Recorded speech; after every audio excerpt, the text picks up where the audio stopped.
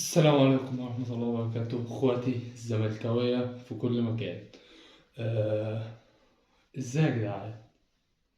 ازاي يا جدعان نتعادل مع الاتحاد السكندري مع كامل الاحترام لنادي الاتحاد، حبايبنا وبلدنا واهلنا على دماغنا من فوق، بس فين لعيبة الزمالك؟ انا مش فاهم، يعني انا مش فاهم فين لعيبة الزمالك في الماتش ده؟ فين الروح؟ فين الدم؟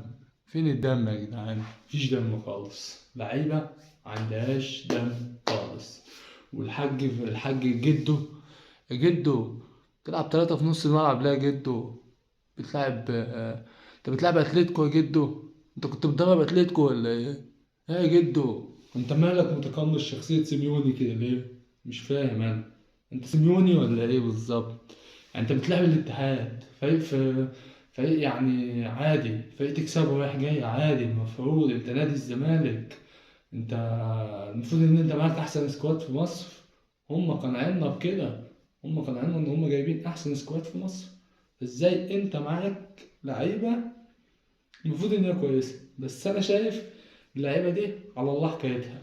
عندك مصطفى شلبي اللي هو صفقه الموسم اللي اتكلمتوا عنه كتير، ما بيعديش لاعب على لاعب، واحد على واحد ما بيعديش. عايز ايه انت بعد كده؟ واحد على واحد لعيب ما بيعديش واحد على واحد. عايز ايه بعد كده؟ بيلعب في نادي الزمالك، المفروض ان هو اللاعب اللي بيلعب في نادي الزمالك ده اللاعب بيبقى داخل عليه وخايف منه. ده رايح للاعب خايف يعديه، مش عارف يعديه، ما لاعب على الله حكايته خالص. وعندك حاج سامسونج فلست اساسا واتباعت للصين.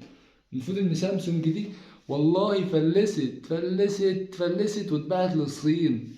يعني فلست واتباعت للصين يا جدعان. محدش ياخد سامسونج ويديني مكانه ولاعة يا جدعان. محدش ياخد سامسونج ويديني مكانه ولاعة، والله لو ولاعة احسن منه يا جدعان. يا جدعان طهقتونا يا جدعان. يا جدعان انا بقيت بمشي في الشارع الناس كل شوية يعني اللي يعرفني واللي ما يعرفنيش بيقول لي اتغلبتوا. يعني كل شوية مغلوبين، وكل شوية هتلعبوا الأهلي ازاي الماتش الجاي؟ أنا مش عارف انتوا هتلعبوا الأهلي ازاي الماتش الجاي. طب زمان، يعني 6-1 دي أنا كنت لسه صغير، 5 سنين 6 سنين. طب لو حصلت وأنا كبير كده هعمل ايه طيب؟ هعمل ايه؟ مش هطلع من البيت ولا ايه؟ يا جدعان حسوا بينا، يا جدعان حسوا بينا، والله العظيم لازم تحسوا بينا. وانت يا جدو خف شوية يا جدو، خف شوية يا جدو، عشان كده حرام يا جدو. اشوفكوا بكرة.